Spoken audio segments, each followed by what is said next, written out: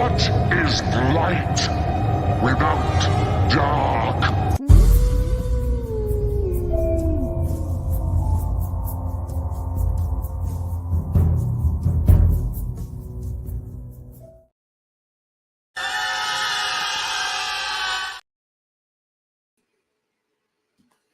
No, it's not the witching hour. It's a witching hour special, and I haven't done one of these on my channel in quite a while. A movie talk where a guest comes in and we talk about a movie, and obviously we're going to be talking about Goodfellas tonight. And I think I have like maybe one of the biggest fans of Goodfellas. He's very fucking enthusiastic to do this episode, so let's bring him on, Mr. fucking Mike Abominator. Yeah. What's up, Mike? You hear me all right?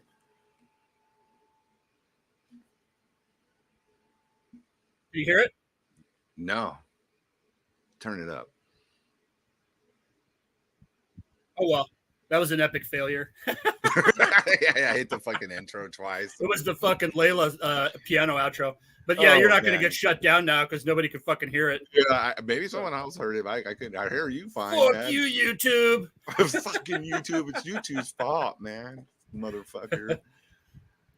Yeah, it's hot as fuck over here, so I got the fan on. Can you hear? Dude, I have a fucking fan. Great. Okay, so yeah, we can't. I don't know if you can hear the fucking white noise in the background, but yeah, we got our heat wave. It's not Texas hot, but it's pretty hot over here. I have to really crank it to hear it. I mean, someone be it's like, not 110. Feels like 120, like when we were out there last month. Oh, dude. Dude, that was brutal. I was like, damn, dude, I hope these California guys are gonna be ready for this fucking humidity. Well, luckily we're not wimps, but even that shit was kicking our ass, man. We're just like, no, dude, I showed up to the show shit. fucking late, dude, because I was like, I'm not gonna stay out there and barbecue all damn day. Nah, totally. I know the San Antonio show, especially. I know a lot of people just didn't come, but it's all good, Yeah. Hey, we still raged, had a great time. Show, regardless. Under those circumstances, I say success. Absolutely. No, we had a fucking great time, dude. You guys killed. We were fucking all blown away. We're all like, dude, we got to get in our A game tonight. Holy shit. That's cool, right? When that happens, when all the bands. Absolutely. No, man, when the homies are fucking kicking ass, man, it's just like, it's not a competition. It's just fucking, dude, we're just proud to, see you up there fucking killing. And especially me and Rob, we were tight with you. And, we've been tight with you for a long time. So it's always fucking, dude, when the homies rise up, dude, that's what it's all about. Then, same here, like, fuck yeah, dude. Just see Mike and Bob come back in their new band and fucking destroy like the old days. We're the platinum page of shitty death metal. Yeah,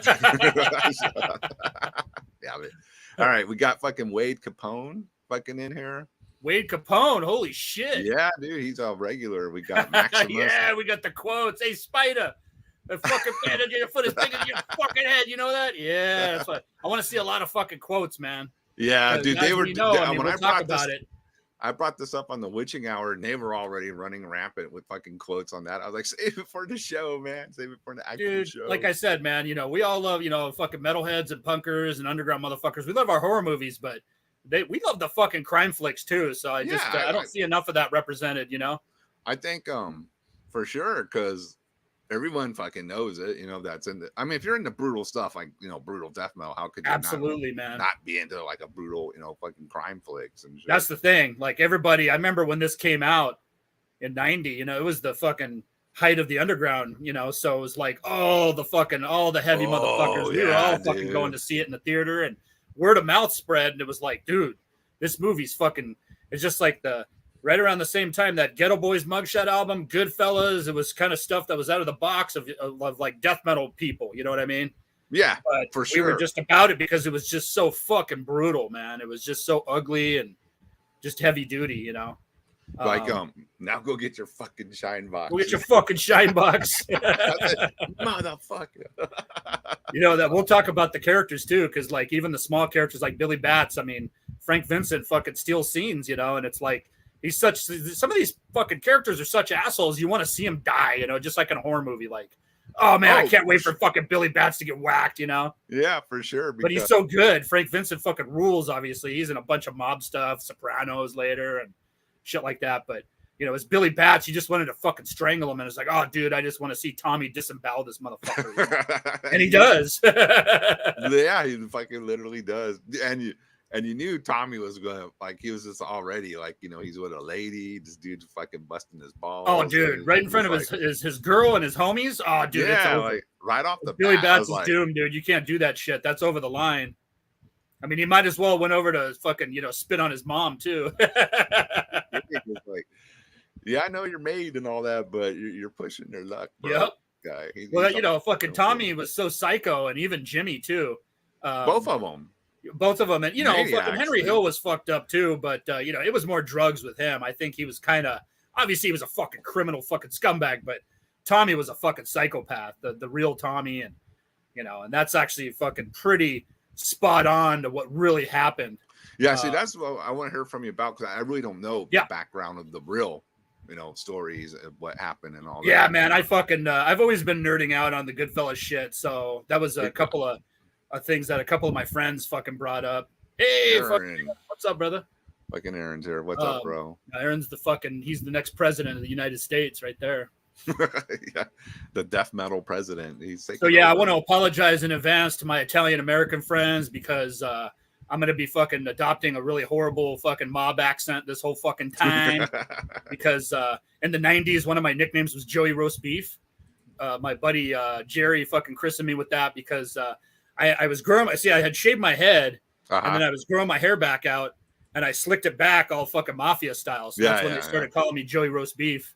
So then I started talking like fucking a good fella, you know. I started fucking, because I love the movie so much. Hey, what the fuck, you know? And we know Joe Pupo too. That was my godfather, because I used to get the fucking the Rage of Violence fanzine that he did. So you know, Joe's an underground legend. He lives out there in Texas now. Actually, he was at the Houston show, and but he's a New York guy. So I always thought that was a cool Italian American name. So I was like, yeah, man, I work for Joe Pupo. I'm a captain. I'm a capo in Joe Pupo's group, you know, in the Pupo family. Nice. So yeah, it was pretty funny. Yeah, like Vinny, the promoter. You remember Vinny, you know, he gives me good fellow vibes too, man. Oh, nice. Sure. Yeah. Somebody brought up what did they just bring up? I just saw something in the chat. Henry Hill on Howard Stern. Yeah, no, we'll chat about that too eventually. Okay. Like fucking Henry Hill was just a mess, dude, eventually, you know, but he was when Henry Hill was on Howard, man, it was something else.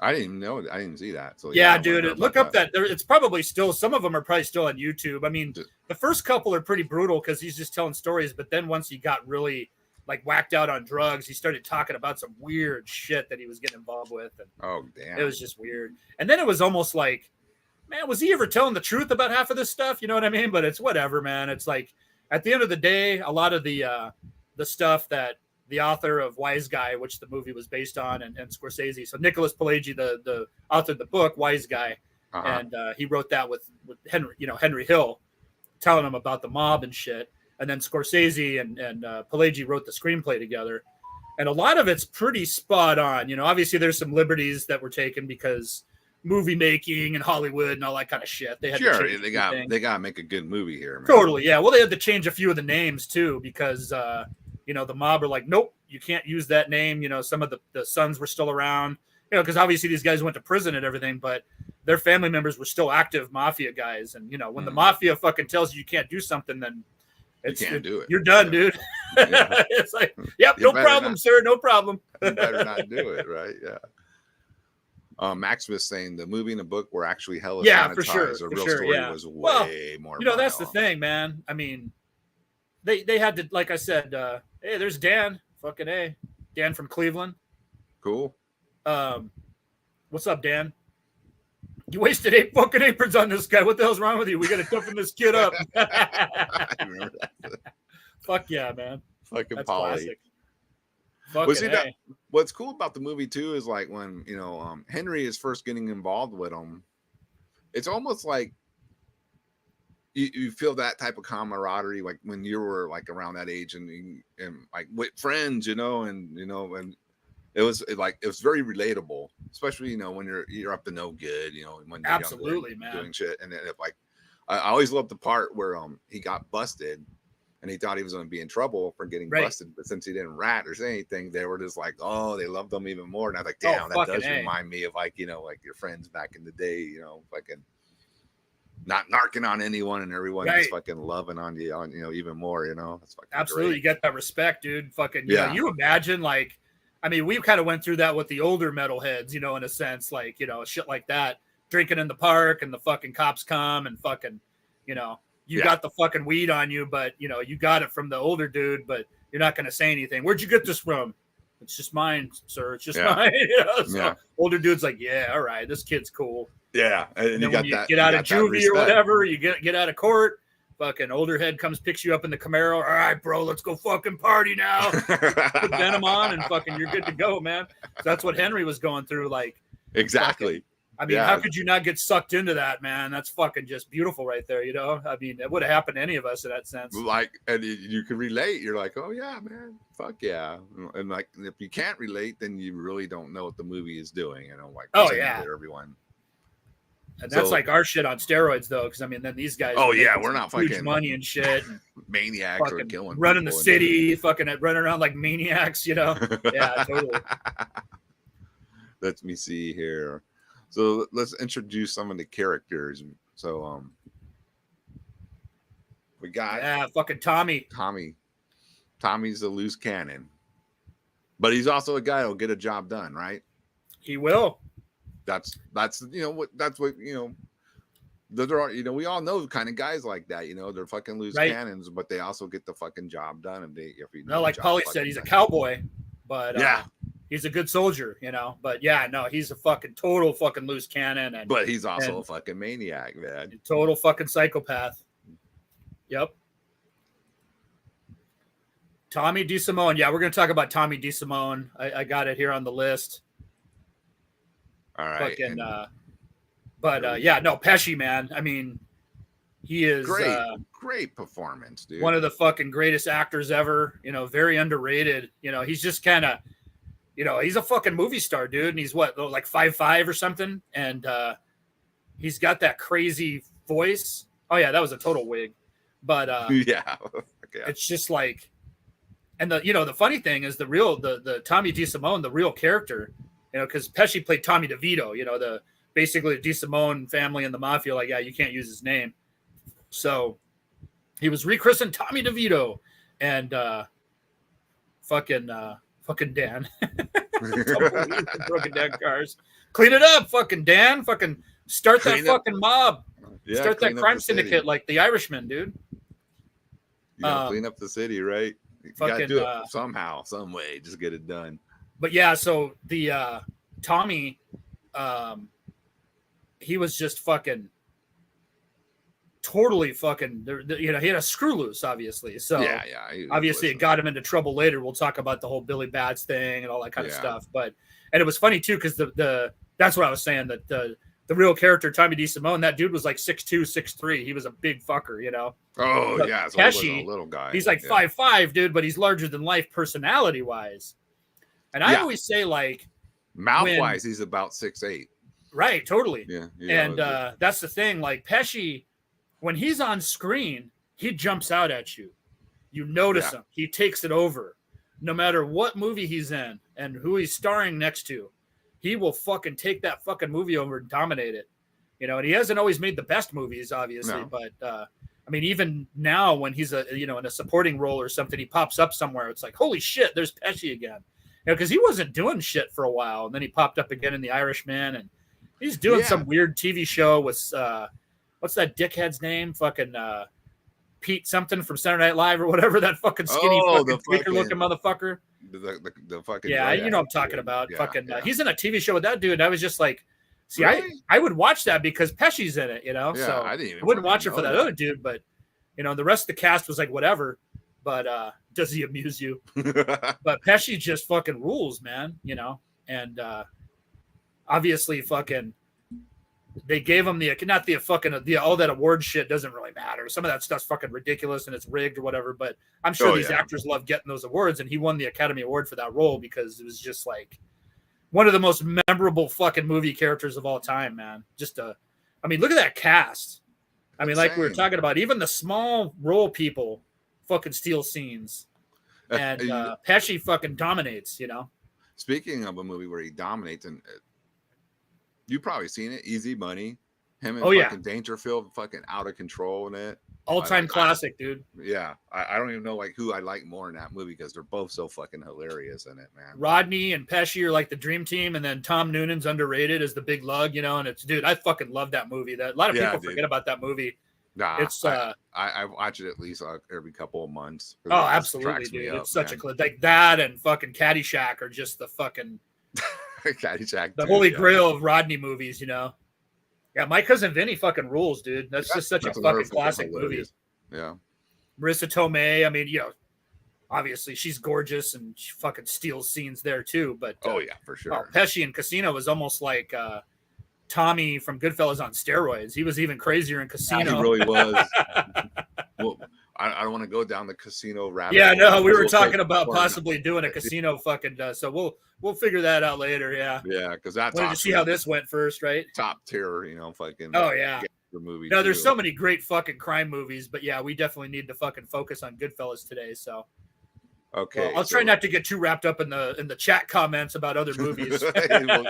I do that, and I don't really care, but sometimes we go way out in the woods. Oh yeah, totally. No, especially with a couple beers, man. I'll start fucking babbling about fucking My Cousin Vinny for like an hour and shit. What the fuck? I thought this was a Goodfellas chat. Here we go, fucking Jimmy Conway, Jimmy the Gent. Jimmy, dude. The hijack fucking king. Like I was telling you, I'm hijacking your show today. It's like Jimmy was hijacking those fucking trucks. Yeah, man, I don't want to fucking end up like the people that helped them either, Right. Fucking... So obviously, fucking De Niro is a fucking legend, and fucking, I mean, he's a top 5 all timer, like if not the best. I mean, he just fucking every movie he's in. I mean, I know he does a little weird stuff after a few years, in his older age, but I mean, the 70s, 80s, and 90s, man, he was just a fucking Hall of Famer, just tearing it up, dude. Yep. I mean, if you saw Robert De Niro's name in the movie, you pretty much knew it was probably gonna be a kick-ass movie. Fucking A. Really, it was gonna be fucking great. He was gonna deliver, and he definitely had the Brando method of that. The method acting. Where he just fucking got engrossed in that fucking character and became him. Like and so him and fucking Tommy are just like the dynamic duo of fucking destruction. So yeah, Jimmy's a little older when he takes Henry and Tommy under his wing. I think in the movie, Jimmy was about 29 when Henry first met him. So then obviously Jimmy was hijacking, pretty deep, I'm sure, because I mean his criminal, the real Jimmy, his career started when he was young, when he was young in New York and shit.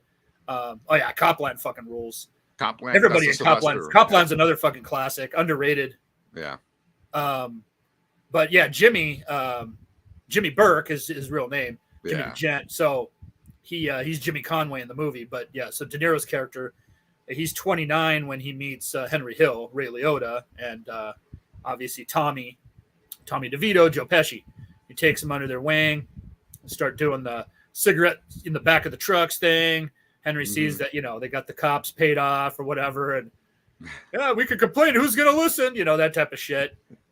Jimmy's always slipping $100 bills in everybody's pocket. You imagine back then, like in the 50s and 60s and shit, $100 bills? No wonder why the cops are looking the other way. That's like, I mean, it's like $1,000 now. Like someone just give me $1,000 to look the other way. Yeah, fuck it, Jimmy. Hey, thanks, bro.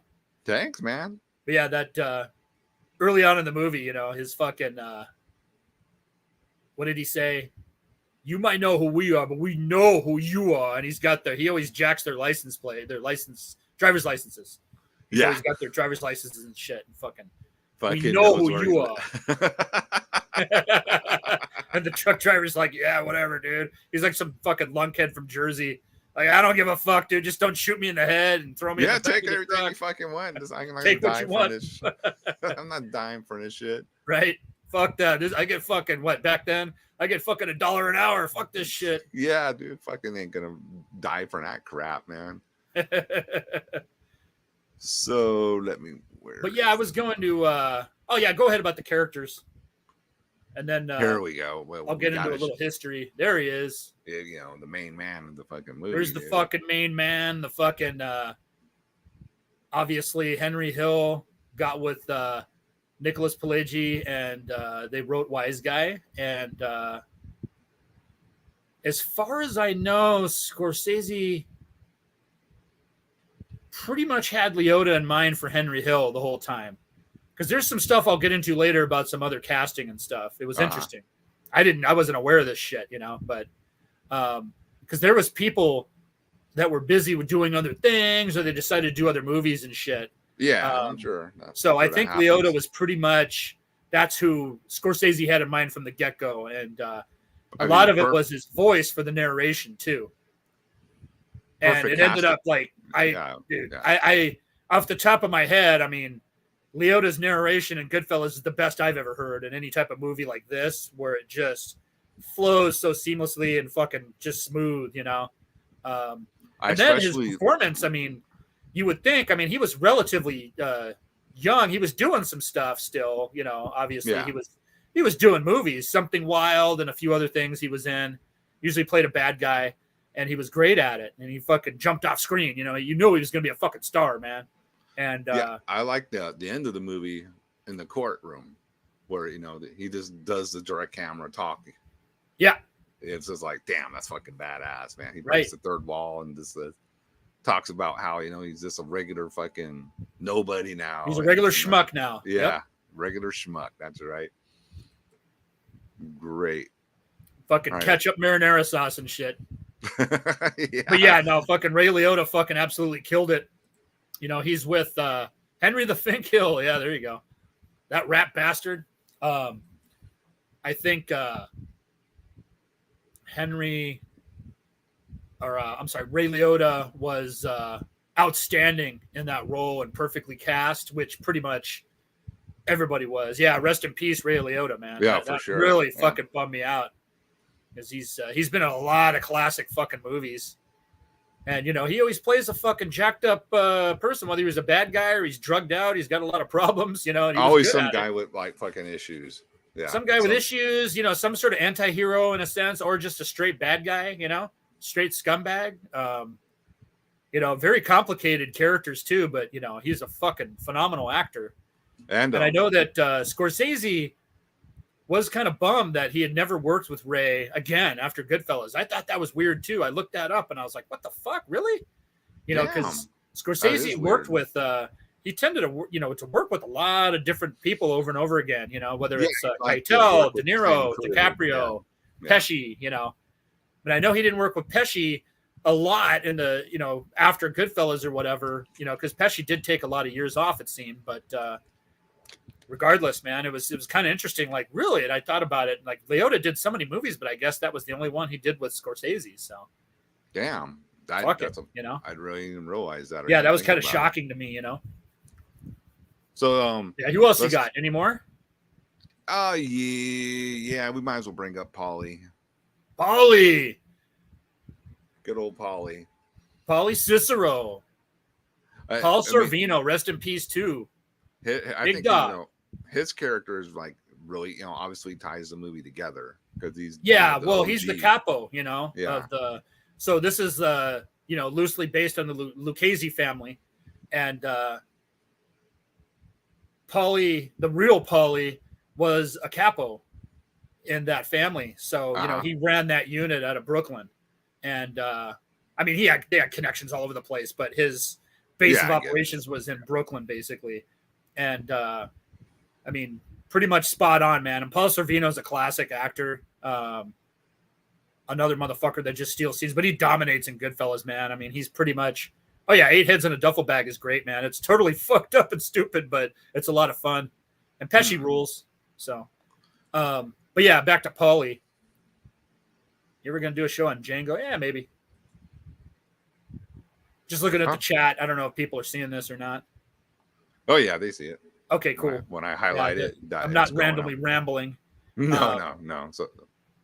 So yeah, Paul Sorvino fucking nailed this role, man. Just kind of like Henry says in the beginning, or Ray Liotta, whatever.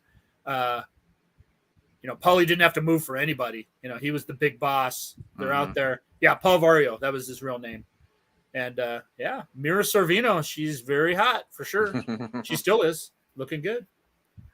What I Looking liked good. about one of my favorite scenes too is like, you know, they're all like being a bunch of goofs outside, and Polly just walks up and looks at him and everybody That's fucking that straight. picture you posted. That's it Yeah. right there. He looks out and he goes, "You Straightens them cocksuckers up. better fucking knock it off, or I'm gonna fucking put my cigar out in your balls, man."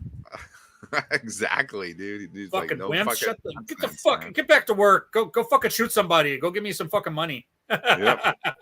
Fucking around out here making a Yep. scene. Fucking yeah, dude. So that's he just has that, you know, fucking authority, you know. Oh yeah, no, he's the fucking boss, man. And you can see that, like at the barbecue in the backyard early on in the movie, you know, that those are like that was another thing Scorsese was good at that the food scenes, you know, a lot of times. You know, Yeah. so one of the first food scenes is that backyard barbecue, and Paulie never talked on phones and shit like that. So it was all fucking courier type information and whispering in his ear too. You know, he didn't fucking trust anybody even back then. You imagine? So it was all. Well, remember too what fucking De Niro tells Henry, I told you to fucking talking on the phone, you know, Right, not to right. do that shit. Yeah, that's how they were listening to all their conversations. That's how they got popped, man.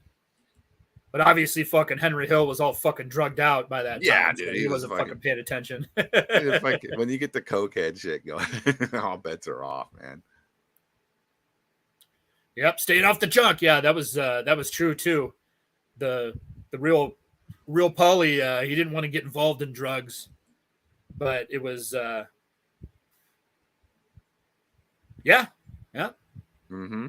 Tony Sirico, rest in peace. Paulie Walnuts, one of my favorite all-time TV characters. We'll get into The Sopranos a little bit later because there's a connection slightly with Goodfellas and Sopranos with David Chase. So, anyways, so yeah, Paulie, he a lot of those old school fucking mob bosses did not want to get involved in drugs. You know, The Godfather touched on that a little bit with. Oh yeah, they thought it was. Well, I mean, I guess they were kind of right because. Yeah, no, they're kind of right. It's just the quick money though is just fucking hard to turn down. You know. I mean, it's weird, right? Because you're criminals. That's how you make your money. And if you don't fucking do it, someone else is going to come and do it. Yeah, it's just they'll eventually cut you out of everything totally. too. But it's so dangerous because then you're working with like international cartels, and I mean, we all know those motherfuckers are like, whew, holy shit, man! They definitely rival. Even back then, they rivaled the fucking Italian mob. You know, whether it was the Colombians, the Russians, now the Mexicans. Mm-hmm. Now you got the MS-13 and whoever it may be. You know, whatever fucking drug cartels are going on that are just dominating. If you didn't get involved in the drug game, you were going to get basically asked out, you know? Yeah. So, and the later generation saw that. Dr. Milfy. We'll talk about Lorraine Bracco. I actually have the real Karen, did a little research on her. We'll talk about that later. We got a lot to talk about, man. Yeah. So go ahead, dude. Notes. I want you to go ahead and just start. We got the dude. I love the character thing though, because I'll get more into it. But go ahead and start hitting your key points you want to fucking talk about on. Yeah, I just wanted to kind of my personal history with Goodfellas was word of mouth. So the original singer, I don't know if Robert's watching right now. What's up, Robert? Nero One Records. He's the OG singer of Ruin from back in the day, Phobic, and we were hanging out, and I think we weren't practicing that night, but we were just kind of hanging out at his house, drinking some beers and stuff, and. He had just seen Goodfellas the night before. Him and his brother and some friends went, and he was like, "Oh fuck, dude, fucking insane fucking movie." And I had heard about it because I was already a Scorsese fan, and I already fucking seen Raging Bull and Taxi Driver and Mean Streets and all that shit. I had VHS copies of all of Scorsese's movies because I definitely fucking loved his flicks. And I was like, wait a minute, so you got De Niro and Pesci are back together again. And then you got the fucker from Something Wild, the bad guy from Something Wild, Melanie Griffith's fucking psycho boyfriend fucking playing the mob guy. Okay. And then like all these other fucking, crazy fucking characters and shit. And I was like, all right, and I'm in. I hadn't heard of the book at that time, so I was unfamiliar with it. But then obviously I went to the theater with some buddies and we watched it and fucking obviously fucking fell in love from then on. I mean, the opening sequence is just fucking the Billy Bats in the trunk and shit, you know, like what the fuck? And then next thing you know, they're fucking stabbing him and shooting him and shit. You know, it's like let's put that in perspective for him. In 1990, a major Hollywood movie, you know, not like we would do our underground horror movies and all that on VHS and all that. No, this is a big major Hollywood production. That's a brutal opening scene for a major Hollywood movie for sure. It's shocking, dude. Yeah. Can you imagine and the screenings, you know, like, dude, Scorsese was doing screenings and people were fucking leaving. There was a couple people that threw up at that scene. They fucking left. A lot of people actually sat through it and hated that movie or whatever for whatever fucking reasons. Yeah. It was very fucking, people just got up in arms about certain things. Then obviously people like us were just like, fuck yeah, man. That's fucking brutal. I fucking love this fucking movie, man. Fucking De Niro's a badass. Fucking Pesci's a badass. Ray Liotta's oh man, this fucking rules. So it's like one of those movies, you just fucking, when you're watching it, you're engrossed, right? It's like fucking A, man. Everything about it too. You know, obviously that's why we're doing the fucking show on it. But yeah, it was just kind of fucking mind blowing, and it was like it infiltrated the mainstream and pop culture too. And it infiltrated the fucking Academy Awards. And I always think like that's fucking cool when you got like a old stuffy ass fucking award show like that, where everybody's fake and fucking it's rigged, and you know they're fucking handing out. I mean, even that year, I mean, dude, Dances with Wolves is a good movie and shit. But anybody in their right mind can't fucking say that Dances with Wolves is better than Goodfellas, dude. You know what I mean? No. I mean, Kevin Costner will fucking admit to that. Yeah, I mean, Goodfellas, you know, because fucking Yellowstone is definitely more influenced by Goodfellas than it is fucking Dances with Wolves. You know what I mean? So, and he'll fucking admit that, man. But it's just, it was fucking just really fucking raw and aggressive, you know. But I mean, that's good too, because it's always good when a movie hits nerves, you know, and totally. And I mean, that's the thing. And, you know, yeah, because I mean, there's a lot of fucking, it is brutal and fucking raw as it is. There's a lot of fucking dark humor to it too. There's a lot of really funny fucking moments, you know. Oh yeah. And there's a lot of moments where you're cheering, you know, like holy shit, man. Like when Henry's fucking beating that fucking that neighbor of Karen. Oh yeah, the one pistol. I mean, yeah. Dude, that guy was a fucking idiot. So it's like, oh, dude, this fucking rules, dude. You know, fucking Ray Liotta's just beating the shit out of him. Like what? The motherfucker did what to my girl? Yeah, what exactly.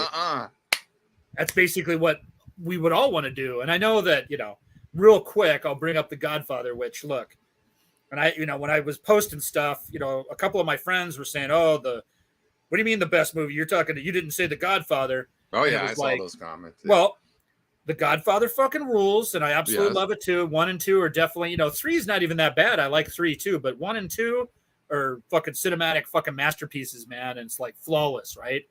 Fucking classics. I love them. I still watch them, but it's more operatic. It's more fucking, you know, drawn out. And the actual mob guys will tell you Goodfellas is a little bit more realistic than what The Godfather portrayed. Plus, The Godfather, you know, takes place, you know, especially the De Niro stuff in part 2, way back in the day, you know. So it's a little bit more romantic and pretty and operatic and all that, where Goodfellas is just fucking raw, straight to the point, ugly. There is a beautiful side to it with the way it's filmed and everything, but Goodfellas it's is heavy more, duty too. You know, I guess more street level to me. It's very much more street level because the Godfather characters were almost mythical. You know what I mean? So yeah. I don't know anybody that actually hates The Godfather, but people were just trying to compare it to Goodfellas and which one's better and this and that. And it's, you know, it's all personal taste, and there is no wrong answer with either one. Like, oh, what do you like better? Either one's fine with me, but I just prefer Goodfellas just because it's faster pace, it's raw. I'm a fucking dumb shit, so my attention span fucking, you know, sometimes I need to be in the mood to bust out The Godfather, where it's like Goodfellas, anytime it's fucking on, I'm watching it. Or I have my DVD, I still have my VHS. I was actually trying to dig those up in the garage. I couldn't find them. Oh, really? Yeah. Fucking, but yeah, I still got those. But, you know, I mean, everything's on fucking Amazon Prime or whatever the fuck now. You know, you can rent them on YouTube if you want to do, you know, everything's available now. So, But Oh, and then yeah, it's on cable too. So and dude, as long as it's not censored, because I mean, it's Goodfellas not. is fucking too great to be censored. You can watch it on fucking Tubi for free. You Yeah, gotta watch, exactly. You gotta watch a couple commercials, but I mean, it's free. That's not a bad deal, and it isn't censored. It's the So rated yeah, R that cut. I was able to see the movie. Actually, I think I went back and saw it like a total. I saw it like 4 times in the theater, man, because I had to take my brother and I had to take a few different friends. I had to go see it. It's like Goodfellas was one of those movies that I fucking had to see several times. It was like when I was a kid, Indiana Jones. My brother took me, and after the movie was over, we ran back in and we went and paid and went back and watched it again a second time because it was so good. Goodfellas was pretty similar. It was like, oh, dude, I have to fucking keep showing people this movie. And then it was just, it became not only a mainstream classic, but a cult classic too. And it was like everybody had a copy of it. And we had watch parties and it was something to put on. Things. It was a hit and it was also a cult hit, man. Totally. Yeah, that's what classic movies are in a sense like that are raw and gritty like that. It's definitely not Scorsese's only one that's like that. I don't even see if a major production house would make that nowadays. No, that's what's so crazy, dude. Like, you might see it on 1990. Like you made a good point. I mean, dude, it was just a major studio with major money behind it, with a big budget and big stars. They'd be too controversial now. People controversial, very violent and fucking brutal, uncensored. I mean, Godfather versus Goodfellas, and Untouchables. Dude, Untouchables is a fucking killer flick too. I don't put it in the same league as these two, but that's all right. I like Untouchables. I'll watch Untouchables. I watch Untouchables like at least once a year for sure. Oh yeah, Goodfellas is timeless, dude. It's like just like a classic album. It's like, to me, it's like Welcome to Hell. You can put that on, and it sounds just as vital. Left Hand Path, fucking Ultras of Madness. Fucking Seven Churches. Seven Churches, Morbid Tales. Yep. Fucking any of that shit, Pius now Levis. Tarantino fucking definitely. Tarantino is kind of like the mid-era modern day Scorsese in that sense, where even Scorsese admitted that, like, Quentin, because they're friends, so the way he uses music and fucking cinematography and all that shit, the soundtrack, fucking the direction style, the dialogue, it's very Scorsese influenced, and fucking Tarantino will be the first one to admit that, like, hey, I pretty much rip off Marty. So well, I mean, why not? It's a not like I think we touched on reinventing the wheel. We're totally, man. I mean, Tarantino just kind of takes that style and just makes it his own, and in some ways he's even more brutal. You can always be influenced and try to carry on the like the flag of something, but you always got to throw in your own little mix to it too. Well, so you don't totally. Scorsese's the master of New York cinema, and Tarantino fucking kind of does the LA thing. Especially his early movies. Yeah, that's a good call right there, dude. Yeah, Tarantino fucking is the master of Los Angeles, to where, I mean, even a lot of True Romance, which he wrote, he should have directed it, but they didn't let him because he was unknown. But True Romance, and then on to Pulp Fiction, Reservoir Dogs, Jackie Brown, and now he branched out a little bit, obviously, with stuff later. But Once Upon a Time in Hollywood, he's back in LA, because some of his other movies, obviously, Inglourious Bastards and Kill Bill and all that stuff's all over the fucking place. But it's Tarantino's an LA guy, so so it makes sense. That's what he's going to focus on for sure. Yeah. Wow, so dude, your buddies had some friends who did some FX cool. on Dusk Till Dawn. Yeah, from Dusk Till Dawn. That was another crazy one. We might need to do a fucking combo. Do a fucking video about that, because that's like a crime flick / horror movie. Yeah, you're watching a crime flick, and all of a sudden it transforms into a horror movie. Yeah, Abel Ferrara. Let's see, did Ferrara do King of New York? Because I know we talked about that. That's a great fucking movie too, with Christopher Walken, and then he did Bad Lieutenant too. I know for sure. But I think Abel Ferrara did King of New York, if I'm not mistaken. You guys can correct me on that out there, but it might be because I'm a little fucked up, like fucking Tommy said in Goodfellas. That's my Joey Roast Beef character's coming to life. Yeah, there you go. Okay. Yeah, Abel Ferrara did King of New York, and he did Bad Lieutenant. So my fucking guys in the chat fucking educated, man. They always fucking know what's up. Yeah, those are the cool critics right there, right? That's the cool fucking peanut gallery right there. I've noticed. Yes, this is a peanut gallery you want to have in your corner. Because Roy and Francisco have a lot of the same cats. I'm noticing a lot of the same people fucking watch. Is that which Kyle is that? Is that Kyle Powell? No, we cleared that up. Yeah. Oh, okay. It's a Kyle from actually out in California. Yeah, no, Kyle's my boy, man. I haven't fucking talked to him in a while, but yeah, he's out here. He's somewhere in the Inland Empire. He's living in some government bunker somewhere or something. Last time I talked to him. Crazy. Fucking crazy Kyle, man. But yeah, so we touched on earlier. I just fucking got some notes about Wise Guy, the book that Nicholas Pileggi wrote, and then basically that was based on Ray Liotta's experiences with the mob. Or Henry Hill, sorry. I'm getting mixed up now. So yeah, Henry Hill's experiences with the mob, which is Ray Liotta's character. So like I said, Henry Hill is kind of a whack job. Whether all of this is true or not, I don't know. Some of it has actually been, actually fucking proven to be true, been vindicated or whatnot. Some of it has not. So regardless, it was a fucking, I don't know if anybody's out there has read the book, but it's a fucking fantastic book. It's a cult classic, Wise Guy. So it really fucking goes pretty deep. I didn't read it, so I need if you like crime novels, man, like documentary, fucking nonfiction stuff, it's fucking definitely fucking badass if you like that style of like crime stuff, it's fantastic, fucking fantastic read for sure. And Scorsese fucking did a great job with Pileggi writing the screenplay and obviously directing the movie.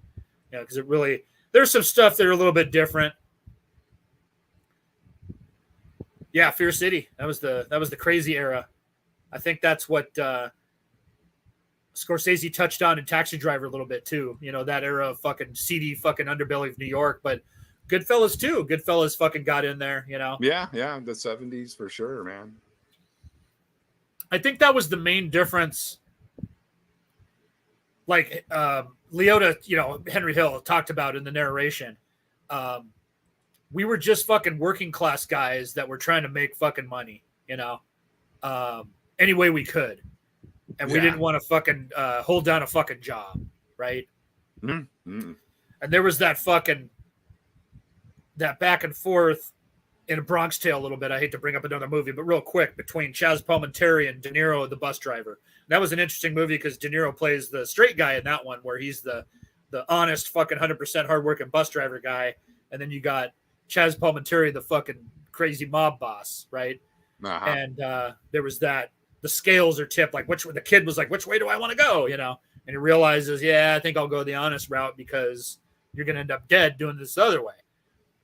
Henry Hill obviously got sucked into the life, and he just didn't. That I don't know about Fear City as far as getting a proper release, but Shout Factory, I think did it. Oh, there you go. There See, you go. We're talking about these fucking smarty pants out there. They know what's up. Yeah. But Scorsese did a fucking great job with transferring the book, over to the cinema, and obviously with the help of Pileggi or whatever. And I think Scorsese did a fucking killer job with the cast, man. I mean, obviously you brought that up earlier with the big four main characters or whatever, but I mean, even Samuel Jackson and the supporting characters. The supporting characters, Frankie Carbone. And Sam Jackson played Stax, the driver that fucked up and they had to whack him. Frankie Carbone, the frozen stiff. We talked about Billy Batts, Frank Vincent. There he is. Yeah. What a way, man. That's not good, man. Took a fucking while to thaw his ass out. Yeah. He was frozen too fucking solid, man. What was it? What they say, like 2 days or a week or something? Yeah, something like that. But yeah, I mean, even the characters are so memorable. It's just so crazy how it's one of those movies where the fucking planets just align, everything comes together. It really, you know what I mean? Much. Like everything was just fucking right. Everything about it. I mean, we'll talk more, about the music and the cinematography, because I did a little bit of research on a couple of people that work with Scorsese too. His long time, you know, because you know, a lot of these famous directors have like crew that they fucking keep forever. Oh yeah, because they until know people they die. You know what I mean? Yeah. So they know you they know, a can couple count of these on 'em. people, he had a lot of Scorsese's classic movies, and he'll tell you too. Without these people, these movies aren't going to come out as good because the film editor, the cinematographer, the fucking, you know, the music editor, whatever, they're fucking crucial. Just like with a band, right? Yeah. Where if you don't have a fucking solid foundation, you don't have the support, you don't have a good logo, you don't have good production or It all production has that to you come like. together. It all has to come together, right? You need that support. You need your family backing you up, whether it's your wife, girlfriend, your fucking tight inner circle friends, whatever. You need that fucking support, man. So, yeah, buddy. Yeah, and Buddy singer. that pretty much happens with a lot of filmmakers. They like, you know, the same editors, cinematographers. They don't, because it becomes family almost, you know. Totally. And No, they absolutely. know, And, you know, they know, especially the they don't have- classics. a lot of times too, they don't even have to tell them because they all know how they're going to think and how it's going to come out. You know, they don't need a lot of direction probably because like, you know, hey, I know the fucking homie's going to do the right job, you know. Well, it's kind of like when you're, if you've been jamming with somebody for a long time and you just look at them and go, hey, dude, I need that fuck you riff, or I need that kill you riff. I need that riff that is fucking murderous. Oh, there we go. Within fucking 10 seconds, you got it, right? So it's the same thing. Scorsese's probably like, all right, this is the breakdown. We got Frankie Carbone fucking coming out of the fucking, you know, or we got, what was it? No, not Frankie. Frankie was the Frozen guy, obviously. The Frenchie.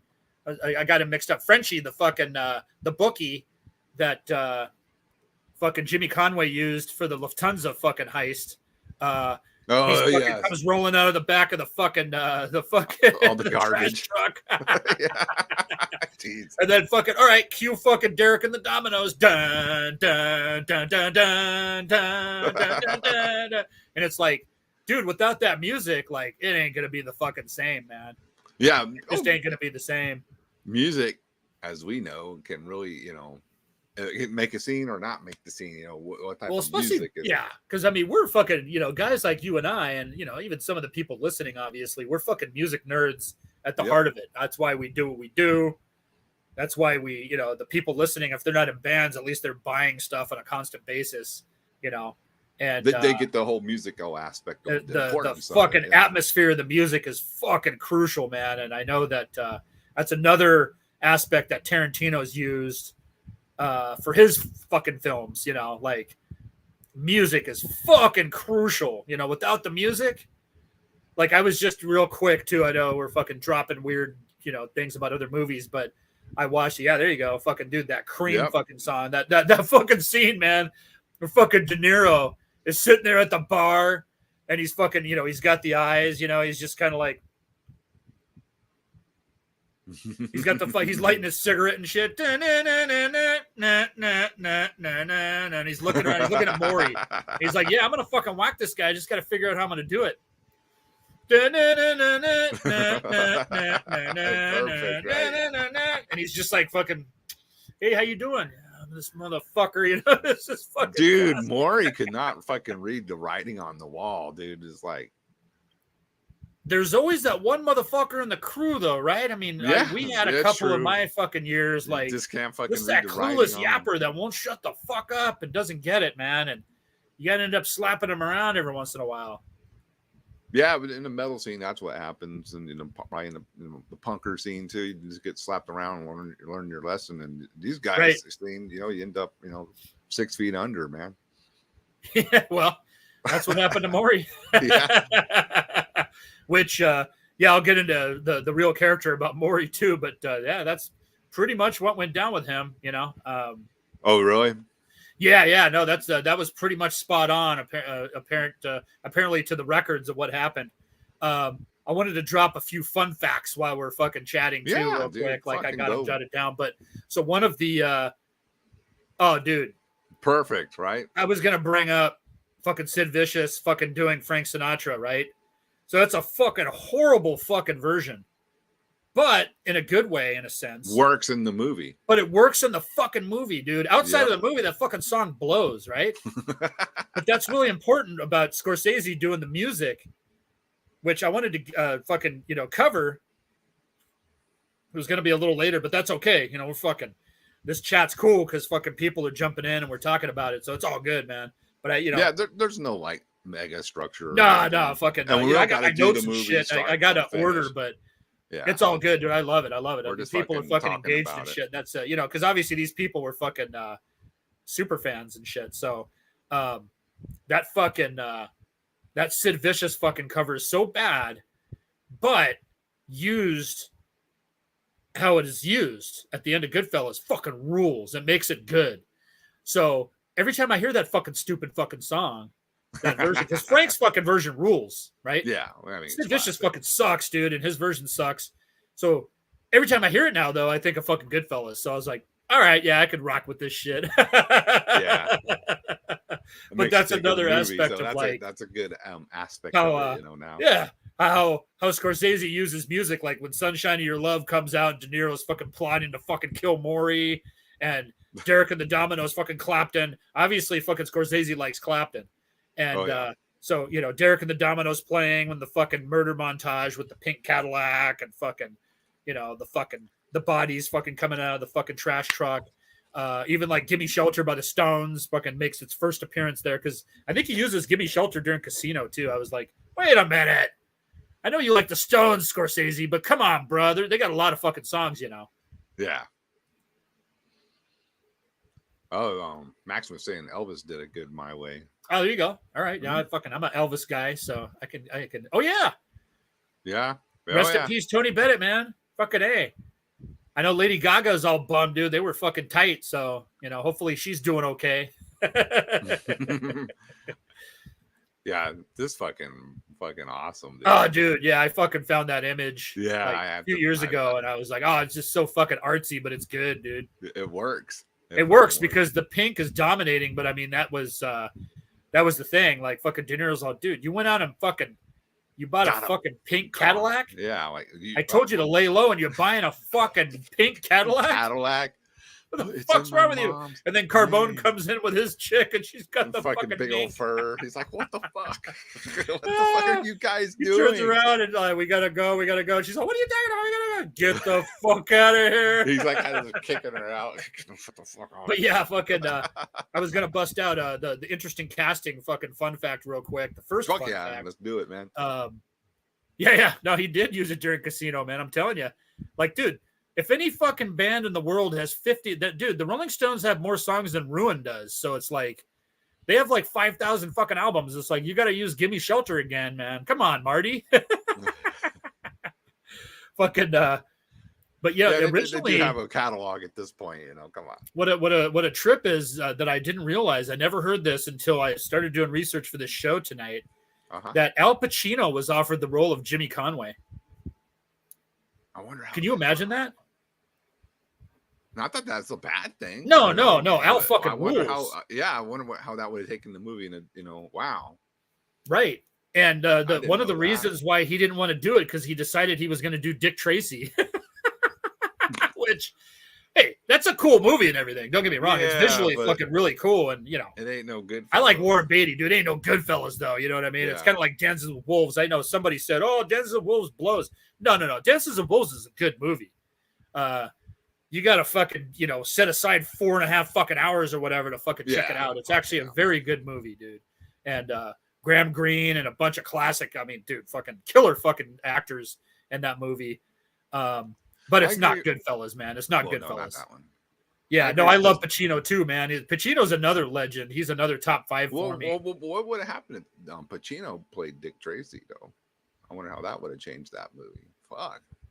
Yeah, maybe Pacino plays Jimmy Conway, and then fucking De Niro plays that character, the gangster in Dick Tracy or whatever. What a I doubt De Niro would do that at that time, because he was like the top dog, fucking edgy actor at that time, Yeah. But I agree with Dan. I'm not going to. Pacino fucking, as much as Pacino's a legend, like De Niro was perfect for Jimmy Conway, Dude, I mean, he just looks. You don't even got to say a damn word, just with the faces the man makes. He for sure speak with just expressions and shit. Nah, De Niro. I mean, I did, and it's interesting in the movie, like when he just walks in and everybody's like, Jimmy, Jimmy. Everybody like, lights up. Slip in the hundreds. And, hundreds fucking to everybody, dude. Like, how could you not love that motherfucker? He's shoving a fucking $100 bill in your pocket. And fucking, he's actually a cool guy, too. As long as you right, like if someone said, like, fuck that guy, he probably would have, they got their teeth knocked out, you know, like, what? Oh, for sure. Yeah. What the no, because I mean, Jimmy Burke didn't fuck around like that. He was a big fucker and very intimidating fucking Irishman for sure. Oh yeah, dude, Cape Fear. Whew. Cape Fear. Yeah, that's another De Niro Scorsese classic, underrated. A lot of people don't talk about that movie. Fucking out of all the killer fucking actors in that fucking movie too, like De Niro fucking steals every fucking scene. For sure. But what are fun facts you got for us? Well, the fun facts we'll jump into periodically, but one of the things I wanted to touch base on is the lines, the dialogue of Goodfellas too. Okay, right. Sets it apart from not only The Godfather, but pretty much every fucking movie ever. Tarantino basically took Scorsese's dialogue style and put it on steroids. So that's why a lot of people they don't like Tarantino flicks because there's too much dialogue. Like, I know people that get bored with Reservoir Dogs, dude. They can't do it. It's like, dude, you just have to fucking be into it, I guess, you know. And I get it, you know. People like action and movement or whatever, and that's the cool thing about Goodfellas is it's fucking moving. It's always moving. Yeah, there's a lot of flow to it, you know. And that's now Scorsese has made some. What's that? There's not like a low in the movie, though. No, dude. It fucking comes. It's just like this perfect pace. And it's interesting too, because like Goodfellas is 2.5 hours or 2 hours and 35 minutes or some shit like that. Flies by. It flies by like a fucking like an hour and 15 minutes almost. It's like, fuck, dude. Next thing you know, fucking Henry Hill's coming out of his fucking weird house in Nebraska, fucking complaining, you know. Yeah, I'm just a schnook now, you know. And then Pesci's shooting the fucking camera or whatever at the end, and fucking Q Sid Vicious raping a Frank Sinatra song. Like, whoa, it's over? Yeah, it's over already. Holy shit! 2.5 hours, shit. And the dialogue too, like, and I mean that was one of the things. Like, once the movie starts going downhill, it's so fucking depressing because the highs are so high.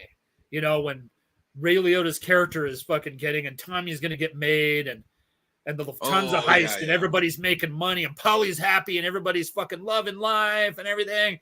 But then the murders start happening, and that's just Scorsese is just masterful. And then we'll get into the whole cocaine fucking helicopter scene in a bit, like where it's just like going downhill, man. And next thing you know, Henry and Karen are talking to the FBI, and fucking he's gonna be an informant, and he's pointing out fucking Jimmy and Polly in court, and then it's just like, oh man.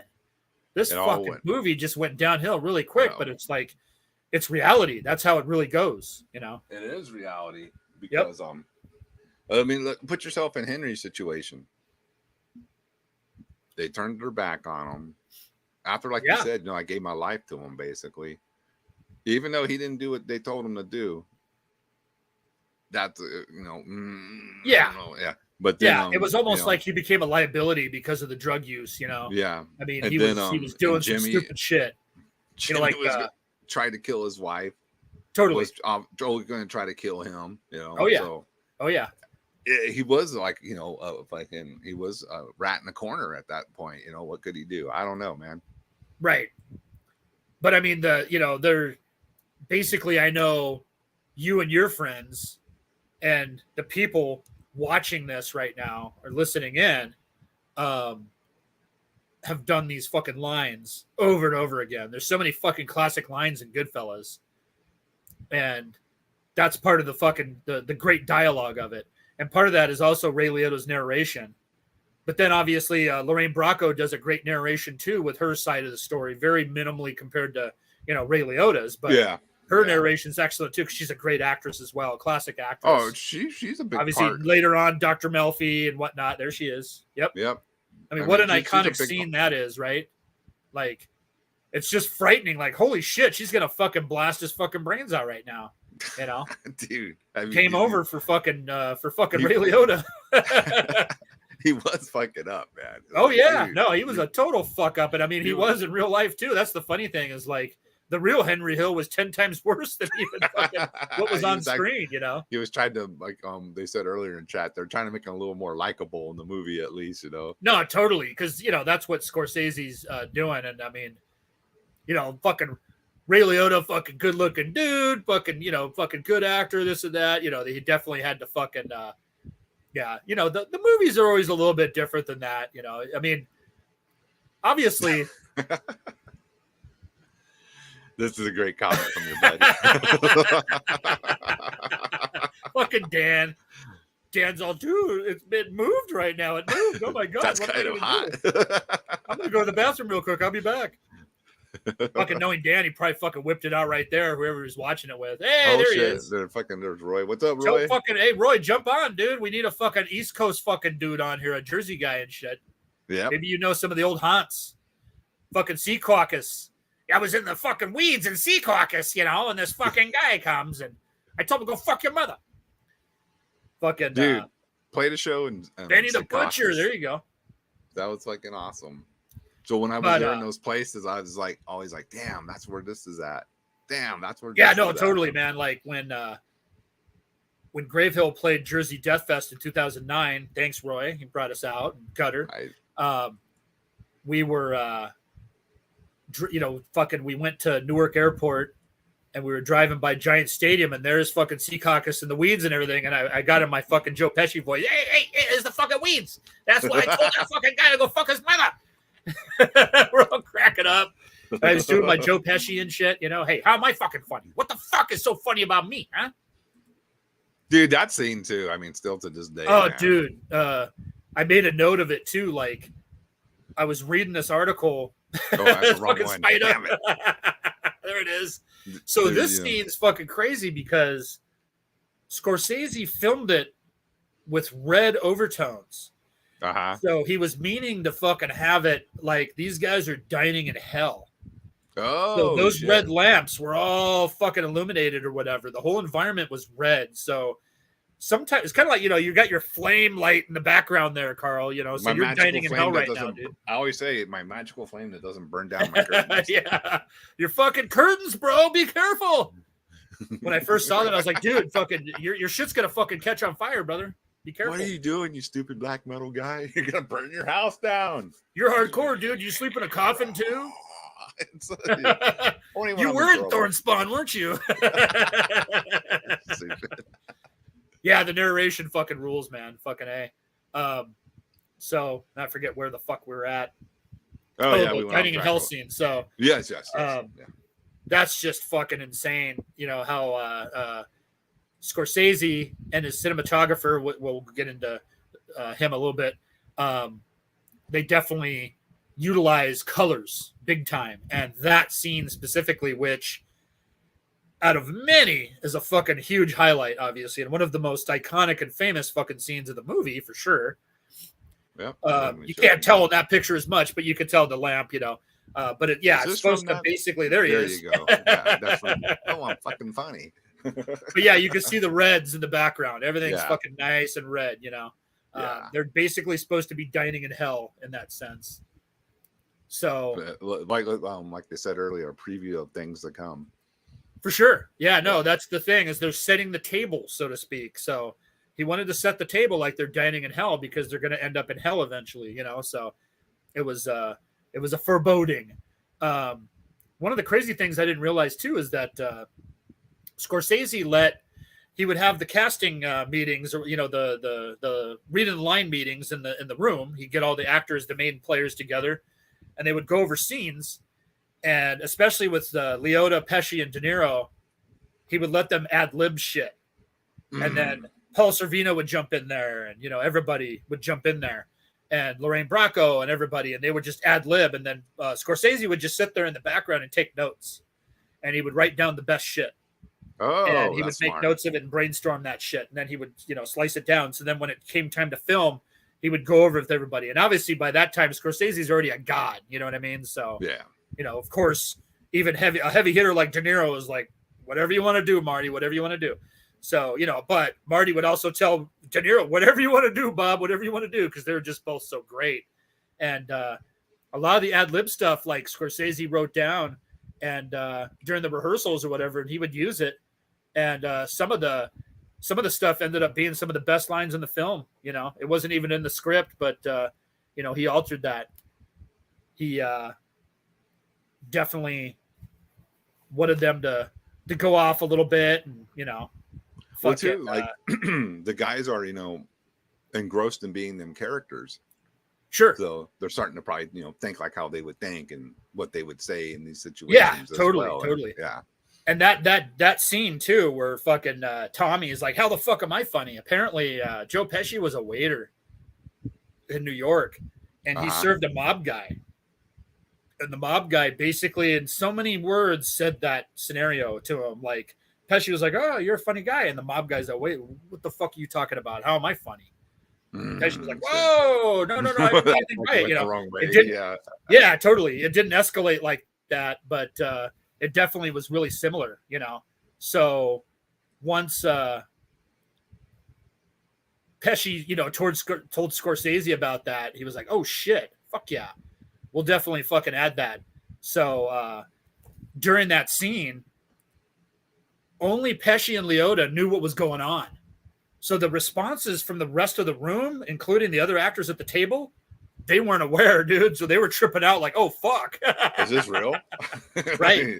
And dude, so they fucking just had because even the people sitting around in the background are looking. Yep. That's why there's like so that uncomfortable silence and all the drama and shit. Like, oh shit, that's real. Fucking awesome. That shit's dude. fucking real. Scorsese fucking captured that. So that's a fucking true genius right there, man. Real fucking emotion, you know, on the film, and everybody's like getting uncomfortable, like, you know. And Pesci and Liotta, being the master fucking, you know, fucking actors that they are and masters of their craft, were able to fucking sell it. You know? Yeah. Because I mean, you know, like I said, Ray Liotta hadn't done a lot of films at that point, but we obviously know that he's a fucking legendary fucking performer, you know, moving forward. So yeah, I thought that was definitely fucking fascinating. That and it made sense. It was like, oh shit.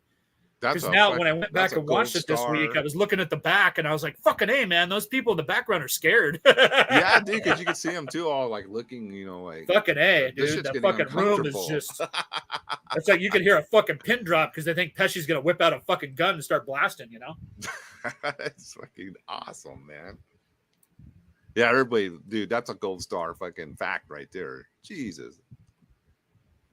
And I love how they finally build up to it, you know, and he's like, "Oh, this fucking guy," he goes, "I almost got you, didn't I?" Right, yeah. And then it's like, oh shit. So then like when everybody's fucking it's all lighthearted after that, and everybody's like, "Oh fuck," everybody's relieved, like, "Oh shit, yeah. Look at this fucking asshole was just fucking around."